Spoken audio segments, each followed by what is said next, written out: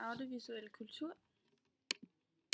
Den audiovisuelle kultur brød igennem i 1800-1900-tallet, hvor der blev brugt xylografi og træsnit til at illustrere billeder i bøger og aviser. I dag der er det så i form af foto, film, telefoni, tv, radio og grammofon, og det vil så sige, at vores kultur her er lige inden multimediekulturen.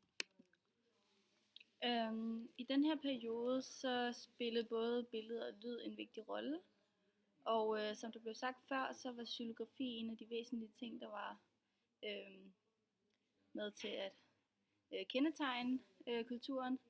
Og xylografi, det er den form for billedillustration, man brugte i de gamle bøger og billedblade.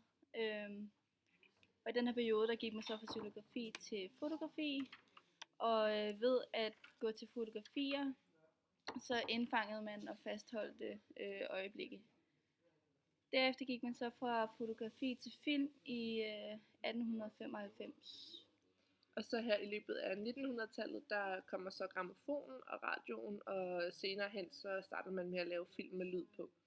Og det er ligesom med til at ændre det her forhold, vi hele tiden har haft mellem tid og rum, fra afsender til modtager, da man ikke behøver at være i det fysiske rum sammen.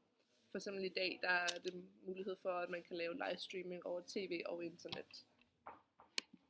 Og eksempler på den audiovisuelle kultur kan være tv-avisen. Som vi ser her, så livestreams den kl. 21.30 direkte fra København, og man kan så sidde hjemme i sin stue og se noget, der bliver optaget direkte.